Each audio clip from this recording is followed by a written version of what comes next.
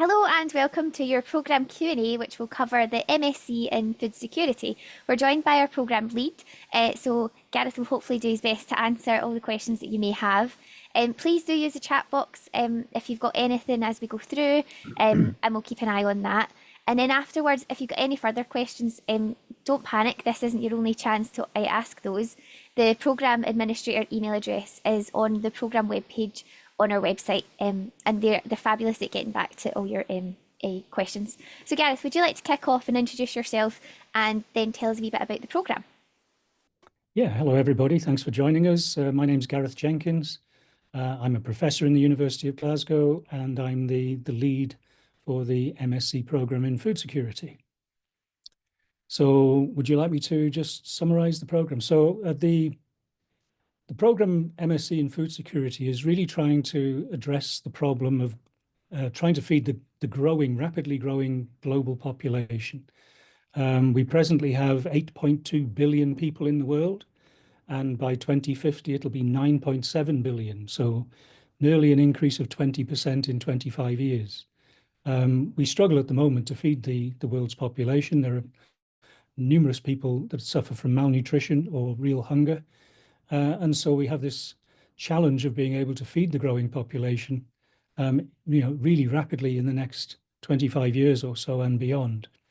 So that's really the motivation for this program, trying to understand how we can feed the global population. So we need to consider numerous aspects: crop production. How can we improve crop production?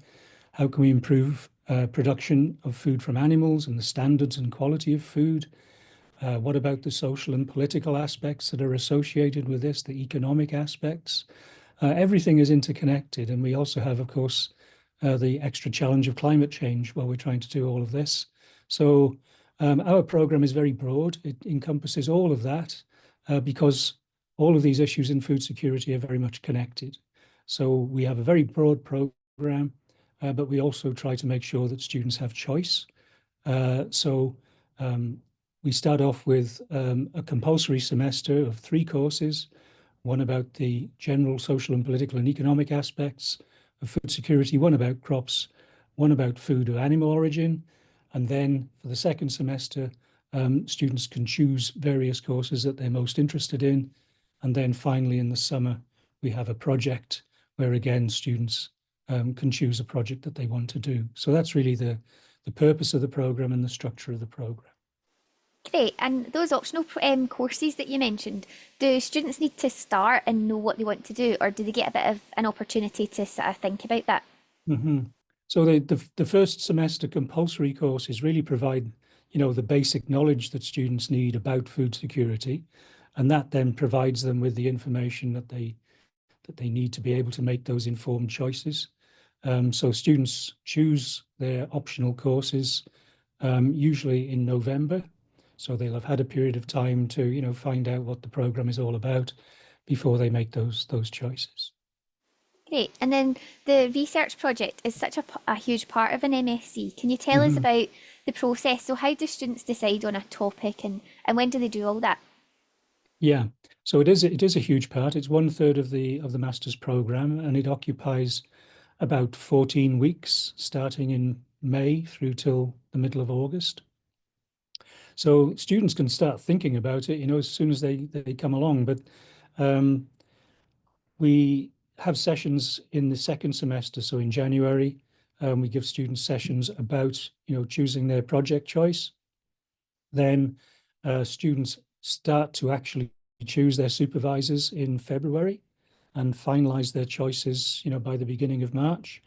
So then they have another couple of months before they actually start their project formally, during which, of course, they can start thinking about it and working on it to some extent. Great. And then throughout their MSc, they'll obviously come up against some assessments. Is there a variety of assessments, or is there similar things going on? Yeah, we try to make sure that there are a variety of assessments in order to assess students' different strengths. Some students, for example, are really good at writing, but maybe they don't give such great oral presentations, or vice versa. So, we try to have a range of assessments that allow students to show their particular abilities So we're not just assessing, just one thing all the time. And I think students, appreciate having those different forms of assessment and generally speaking do perfectly well. Yeah. And what sort of background do you find that your students come from? Right. So we have students from all sorts of backgrounds. Because food security is really such a broad topic, we will take a variety of students. So we have students, for example, that have done economics. Um, we've also had students that have done agriculture and pretty much everything in between. So some students have maybe done biotechnology or whatever. We have a lot of students with a food science background. So a lot of students have done food science or food engineering, degrees like that. But we will really take anybody who can demonstrate that they have a real interest and enthusiasm to do food security and an understanding of what the program's about. And I should just mention, when you apply for the program and you have to give that personal statement, the personal statement you should really then demonstrate, your knowledge of the program, your understanding of what food security is, and your desire to do the program. And that's really what we're looking for there. Yeah, it sounds like the students, it must be quite an interesting mix, and then they can share their sort of different backgrounds as well throughout the programme. Yeah, absolutely. So interesting mix of backgrounds and also an interesting mix of cultures. So we have usually a lot of students from China. We also have students this year from, let me see, USA. We've got various students from the UK, from the EU.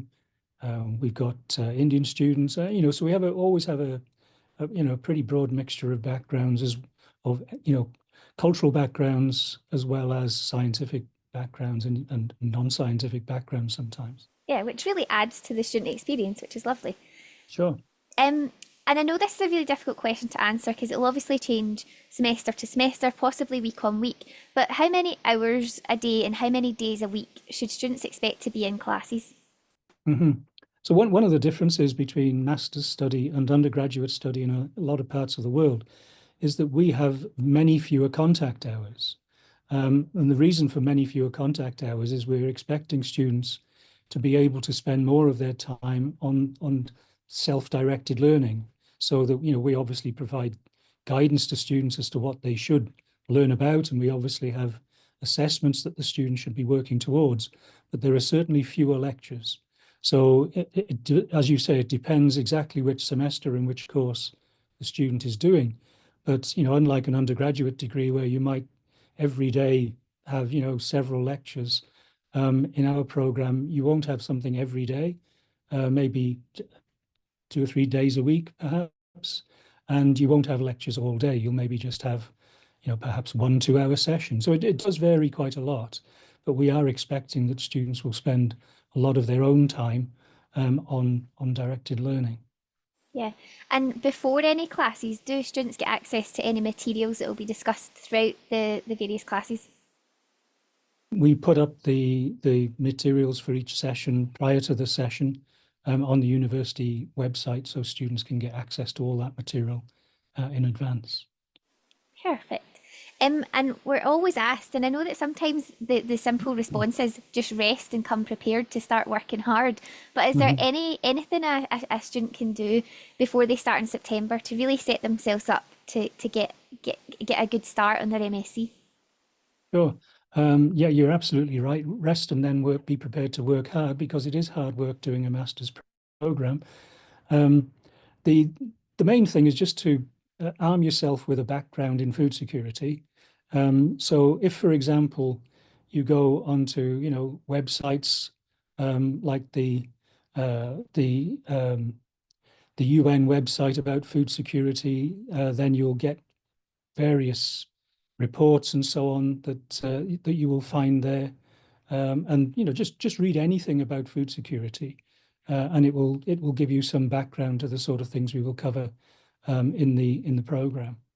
If, for example, you're deficient in various biological aspects, so if you've never done any biology before, it's maybe an idea to read a bit of basic biology that would be relevant, perhaps even a bit of molecular biology, because that comes into some aspects of the program. But just think what your own background is, and have a look at the content of the program, and try and fill in those gaps that you might think that you have. So, if you're an economist and you've never done any biology, then, maybe have a read about some biology because you will encounter some. Yeah, I think that's really good advice. We Mhm. do have some time, so please do use that chat box in case you've got any questions that you'd like Gareth to answer. One thing, after graduation, so what do students tend to go on to career-wise? Right. A great variety. I mean, food security is becoming so important that there are lots of opportunities. There are government agencies, non-government organizations in different parts of the world, working towards trying to improve food security. In addition, there are companies obviously related to food. So our students go into all sorts of things, everything from, selling food products through to doing research on food production. We have quite a lot of students who go in to do PhDs on some aspect of food security, for example.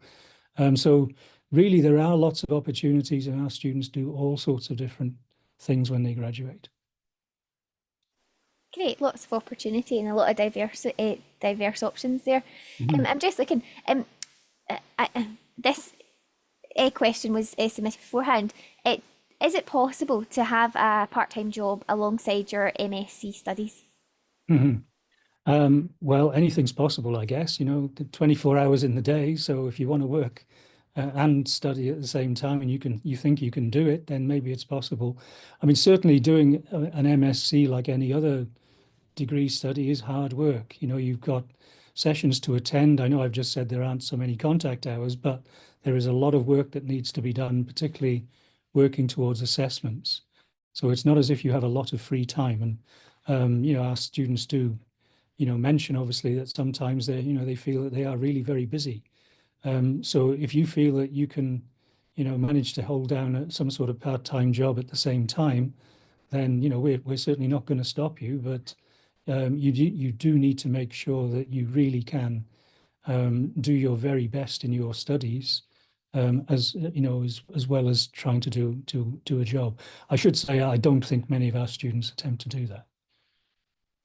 Yeah, and it's probably worth mentioning that if you do get some part-time work, probably flexibility is key, that you make the job fit Absolutely. around your studies rather than your Yeah. it taking over your studies.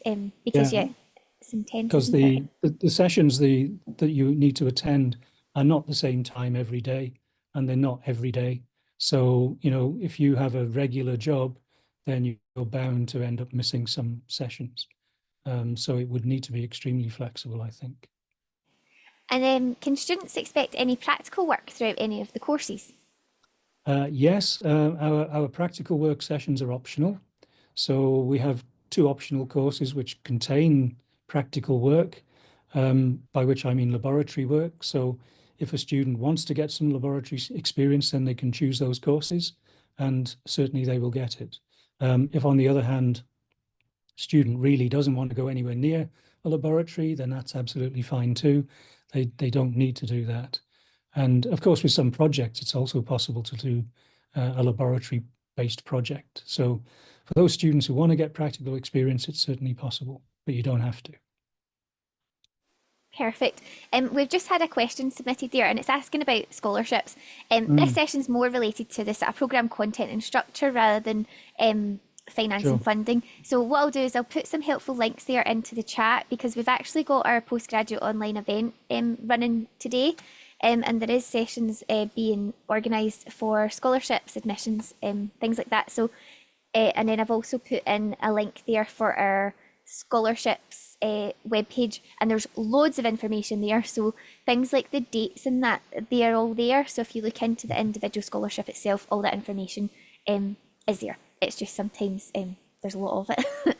um, that is actually all the. Oh, actually, there's not. Whereabouts are all the classes held? Are you predominantly on main campus, or are you a little bit around? I mean, pretty much all on main campus. We have one or two visits occasionally, like we go to the university farm, for example, and one or two other places. But yeah, the great majority of sessions are held in various locations on the main campus. So we don't have any one particular room. We move around the campus depending where we're told to go for our sessions. Perfect. Main campus is lovely, so that's really good. That is actually all the questions there that we've managed to cover very quickly, but you've shared Mhm. a lot of information in a very short amount of time. Is there anything that you feel we've not touched on that you would like to mention, or are you quite happy? I can't think of any gaps or anything. No, I mean, I think I would say that, as I say, we get a great variety of students from a variety of backgrounds. We're aware of that. We're comfortable with that. We try in the first semester courses to give a good general background so that everybody is up to speed on the different aspects of food security. And then, of course, students, can start to select things that they're most interested in the second semester. But I think generally speaking, we have happy students, we have successful students, and as I say, people seem to enjoy the program, and um, they get useful employment or further study afterwards. So I think generally speaking, as far as we can see from our feedback, that it goes well.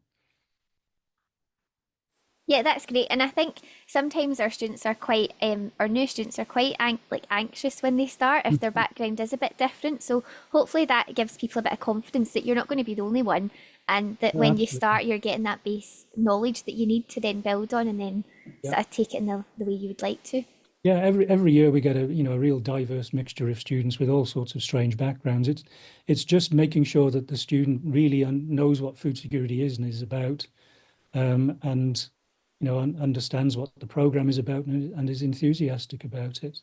Yeah. I know sometimes, I think from the Chinese language, there is a bit of a mix-up rather between food security and food safety. So this is not a program that is about food safety, although food safety is part of food security. So this is a food security program, which covers, all of the broad aspects of food security, of which ensuring that we have safe food is clearly part of that. Yeah, and another thing to mention there as well, the various sort of courses, you can find out more about those individual courses. They're all linked on our web pages. So Yeah, do spend a little bit of time and then just make sure that the content's right for you. yeah, sure. Yeah, perfect. Well, thanks very much, Gareth, for taking time out of your day. I know you've got a busy diary, so thanks very much for sharing and answering all those questions for us. Like I said, if you've got any further questions, please do get in touch using the email address that's on the programme webpage of our website. And hopefully, come September, we see you all here. Yeah. Thanks very much. Bye Well, bye. thank you very much.